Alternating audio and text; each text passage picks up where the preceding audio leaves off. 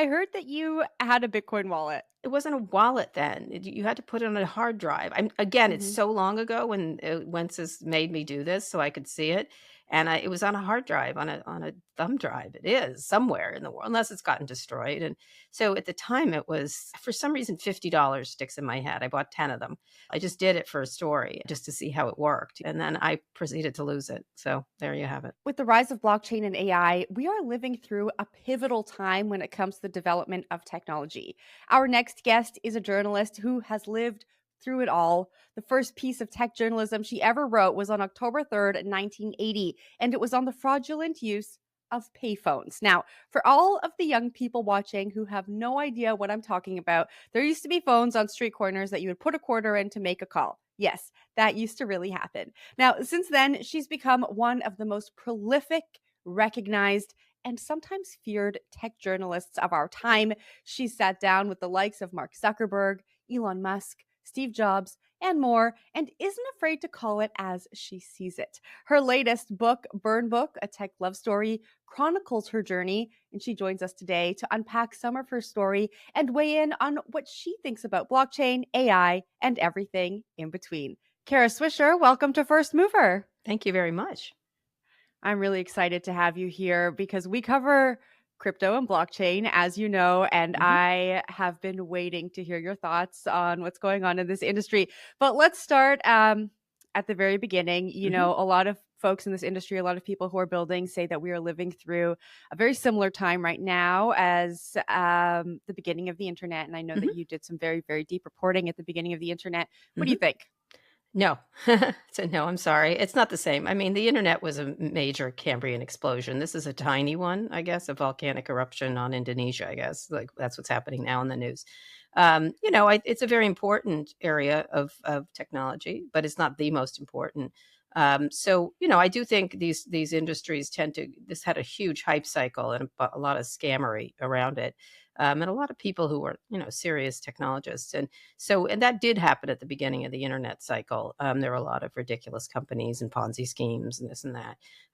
But that was a world changing event, the introduction of the World Wide Web and also the browser and those kind of things. The second one was mobile. And crypto is important, but a side alley as far as I'm concerned. I'd love to hear more about that. I mean, just given your experience, given what you've witnessed over the past decades, Mhm.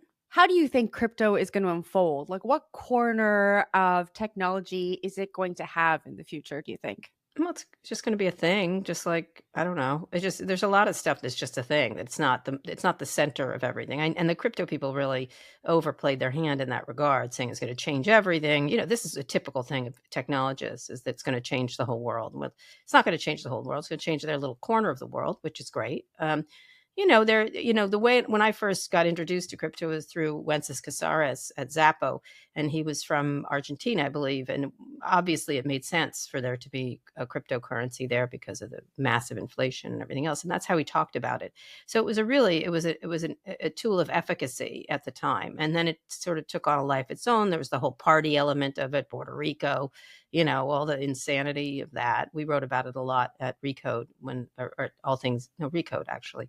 It's interesting. There's interesting implications of contracts, and NFTs sort of went up in smoke pretty much. They wanted to apply it to everything, that it would change every little thing. And I think that was the problem. I think there's some really interesting applications around it. Obviously, it's a speculative instrument right now. I think it's going to go up again soon, or it has been rising because it's splitting, I guess. They're limiting the amount of Bitcoin. So, maybe one or two will become a speculative instrument, and that's fine. But again, it's not world shaking. I don't think everyone's going to be using Bitcoin in the near future to trade money, or to use for, that's where it could have gone.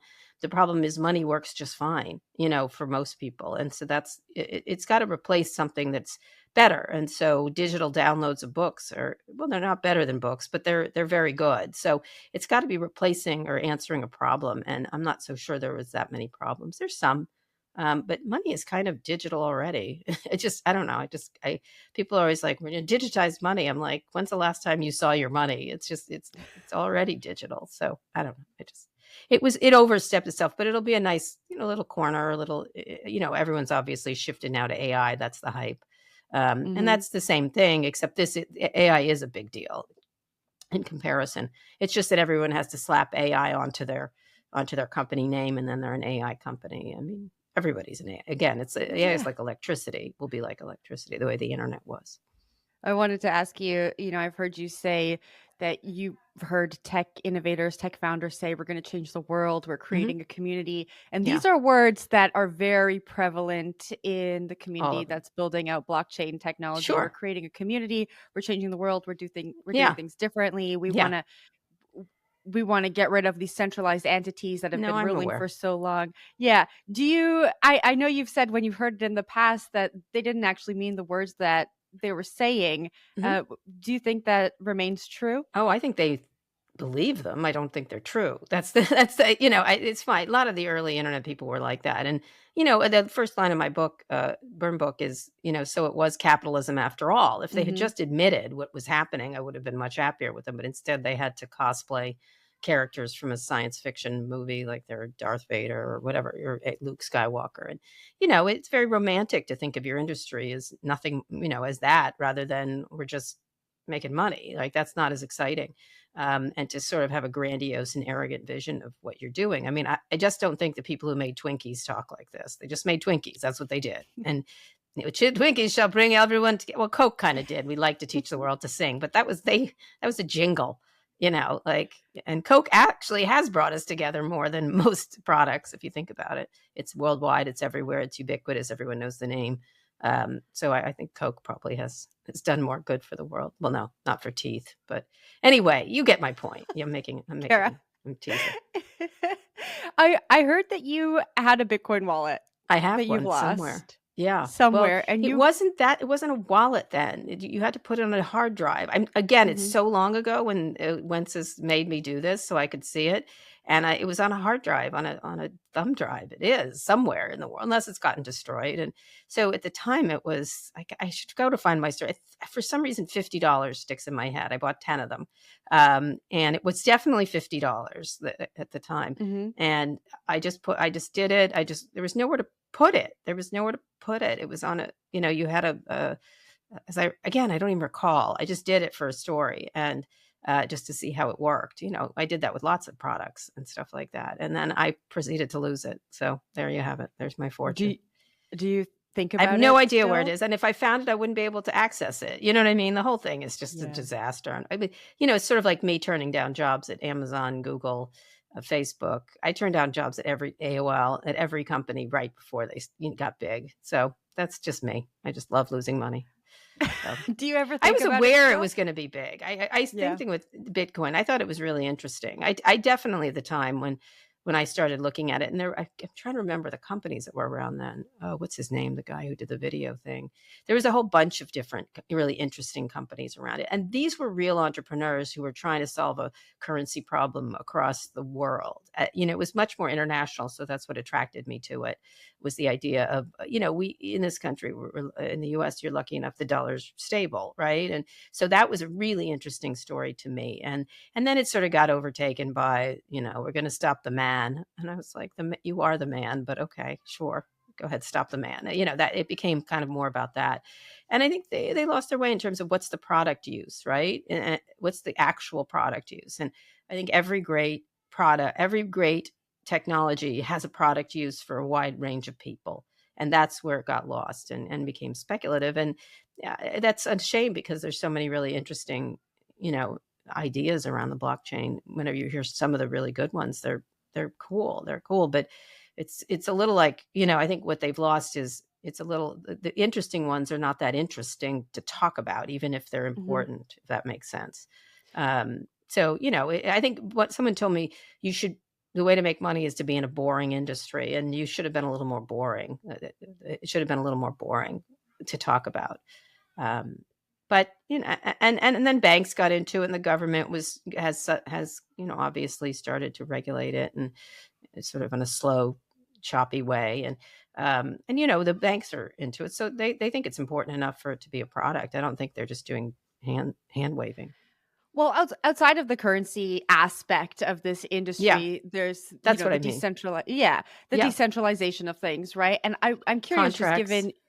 given your experience, decentralization is really like the antithesis of the Googles and the Facebooks of the Absolutely. world. I And I'm love a lot of decentralized things. Decentralized moderation, what Reddit's doing, I think is great. I think it makes sense when there's one person in charge or a choke point. There's all kinds of problems, monopoly problems. They're just not going to do as good a job as a wider range of people. So decentralizations, I think, can be a solution to a lot of technology problems. Absolutely. Well, here's my question for you. Do you think that it can actually become mainstream without the participation of some of those centralized entities like the Googles and the Facebooks?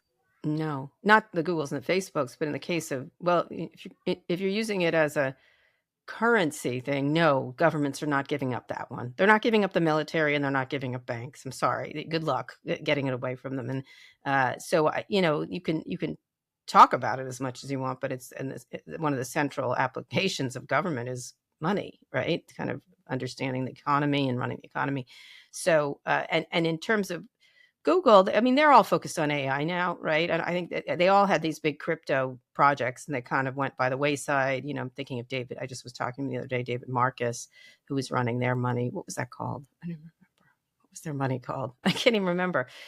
Whatever There are their so many. projects have taken the back seat to AI and everything else. And so, by the way, so has virtual reality, right? That's way Mhm. back that's down in the basement again. They sent it back down to the basement and said, "Good luck." So that's what happens with these companies. So I guess one of the things that's good is they're not focused on it. So kind of small companies can thrive always when they're not interested in it. But the stuff they're interested in, they'll put their weaponry, array it against it. In this case, yes. So yes, in this case, yes, there's an opportunity for small companies to thrive in an environment where the big ones aren't that interested or as interested. I know we don't have a lot of time to chat here, so I do want to talk about the actual people who have Hmm. brought these technological innovations to fruition, people who you have some deep Some relationships of them. with, some of them, Mhm. yes, some of them. Um, we've seen so many innovators in tech start off with really progressive values, right? And as they Yeah. become more successful, they start to maybe lean more libertarian, more Republican. Hmm. Their values seem to change, at least publicly. Sure. Why do you think this is? It's interesting you say that because this morning someone was sending me a tweet from someone both he and I knew well, and he suddenly utterly radicalized. It's weird. This guy was a lovely fella and kind of non-political. One of the things that's sort of a trope about the Valley is that it was political. It wasn't. It wasn't liberal. It just they weren't interested. They weren't. I never had political discussions with these people for years and years. I would say mild. I would say I used to call them jokingly libertarian light because they didn't even know what they were talking about. But they didn't have. I would say political values were in the back burner for them for most of the time. And of course, the only person who ever expressed things was Bill Gates to me about the government should get out of our way. That was their thing. Government should get out of our way. And so I suppose it's a pretty close hop, skip, and a jump to saying the government's trying to radical to become more radical and think they're of the deep state and things like that. You can see it's not a straight line, but you can see the line. The other thing is they're rich and they think they know everything. And so, when you're rich, you think you know everything about everything. You have VCs talking about Ukraine, of which they know nothing about, or no more than I do or you do. But they pontificate. They've got these platforms to pontificate on about whatever topic they feel like. And it's just the deleterious effects of money and attention on some of them. Some of them have good characters and can sort of understand why people are being nice to them, and the others think it's because they're so smart. And so that's what happens with these people. They get in smaller and smaller bubbles, and anything that you say that challenges them makes you a lib or a progressive or whatever. It's just exhausting to. And then along the way, there's the alleyway down, anti-trans alley. A lot of them have moved. Weirdly, this guy who I never heard a word about trans suddenly is on and on about trans kids. It's weird that it's become such a huge topic among these people. As you know, Elon has a trans kid, and I suspect that's where some of Mhm. it comes from. I'm not his psychiatrist. He needs one, but I'm not his psychiatrist. I don't know. I don't know. I just think they become rich, and that's what happens to rich people. They want to hold on to their money, and They want the next dirty dollar, so they do what it takes, and so they vote Republican. It's not an uncommon thing to happen.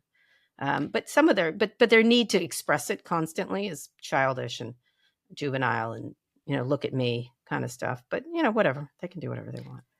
I mean, speaking of the powerful folks in Silicon Valley, I know you've talked about this, but Silicon Valley was really built off of young people coming in and disrupting and taking over the old, right? And when I was Yeah, just talking about, go ahead. go I'm ahead. super excited for young people to take over these people because they're exhausting and tiresome at this point. Now, I actually, interestingly, younger entrepreneurs, I love them. They're so interesting. They're focused on the product.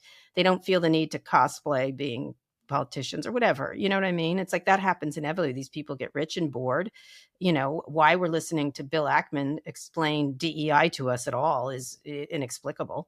He's now the world's expert on DEI. I'm the world's expert on hedge funds. I think I'll just write a 90-part series on hedge funds. Like I wouldn't be that arrogant. So anyway, there's all these really great entrepreneurs who are sticking to including in crypto all over the place, and not just crypto, but blockchain, that are making great products. And I find younger people much more interested they're much more mission driven than the original people because they don't talk about it, right? They're very interested in I love talking to young entrepreneurs because they just haven't gotten soiled by their wealth in ways that the others have. Well, I was going to ask you, when I was talking about the decentralization, can decentralization really become something that's mainstream without these big players like the Googles and the Facebooks getting involved? With AI and blockchain, both are very expensive. These young entrepreneurs need money to innovate in these spaces.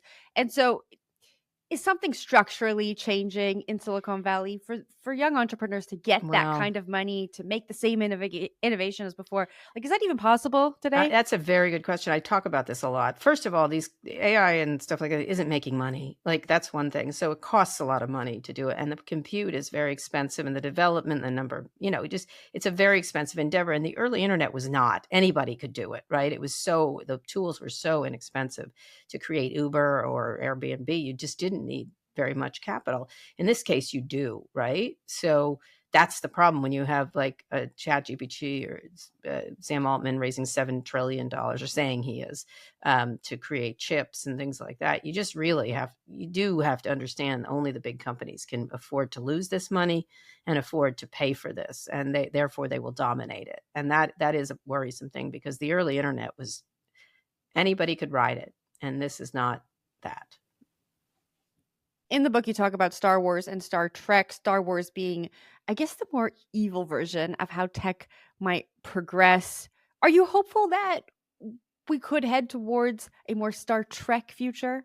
No, I don't. I wouldn't say evil because that's taking it too far. When Google said don't be evil, I'm like, is there some way station before evil that we can maybe don't violate people's privacy? You know what I mean? Like evil is kind of dramatic and I remember when they said it, I was like, really evil? We're going right to evil? Like it's kind of funny. And of course that shows how dramatic and ridiculous they were in their thinking. And needlessly so. No, I don't, because I think I think the first line of my book stays. It was capitalism. I think people, when they tend towards capitalism, tend to be, and it's a good thing sometimes. I prefer a kinder version of capitalism. That's how I like to practice it. But I mean, capitalism does create all kinds of wealth for lots of people. It would be really great if they could think about it more for the larger entity, but they can't because they're shareholders, or their first, the primary objective, as they say in Star Trek, is the prime objective is shareholders and money making. And so I think it would be very hard. And there's so much control and money to be made in this next era that it's hard to imagine that it will be anything but a race, an arms race to become the dominator of this. So that'll be very hard. And I think that's where government does have a role in terms of regulating it, and having some say in safety and dealing with bias, safety, what we can and can't make, things we can agree on globally. Very much like nuclear energy or cloning, or, you could see that's the role of government in these kind of things. You're someone who's excited by technology. Any technology that you're excited about right now? I'm interested in all kinds of I just think the perfection of some of this stuff and the ability I'm really interested in generative AI, like how, search was years ago when Google was ascendant, and I said, search is so Neanderthal. Like someday they're going to say we typed words in a box. Like, why didn't it just deliver it to us? Right. I kept saying, this is a way station on the way to something else. And they're like, Google's so amazing. I'm like, literally, you type words in a box and then you get like links, and then you have to go from links. I was like, this just doesn't make sense. So the idea of knowledge being permeated throughout your life is really fascinating to me. I find that really, like, when is it going to, like, when am I going to wake up and they're like, you have this today, you're going to take this long to get there. I just saw this movie and I just watched Civil War, which is not a very good movie, by the way. And can you tell me a little bit about this director? And then I'll stop them, that kind of thing. Like you could see that being really interesting and being helpful for more people if it was Mhm. done in a way that, became a tool rather than a weapon, aimed at the heart of democracy or whatever. That could be really interesting. One day, maybe your AI and my AI will do the pre-interview, and Right. then when we get here, I we'll know don't think exactly so. what points to No, I'll be dead hit. by then, so don't worry. This is for my children, not for me. Kara, thanks so much for joining the show. It was a pleasure. Thank you.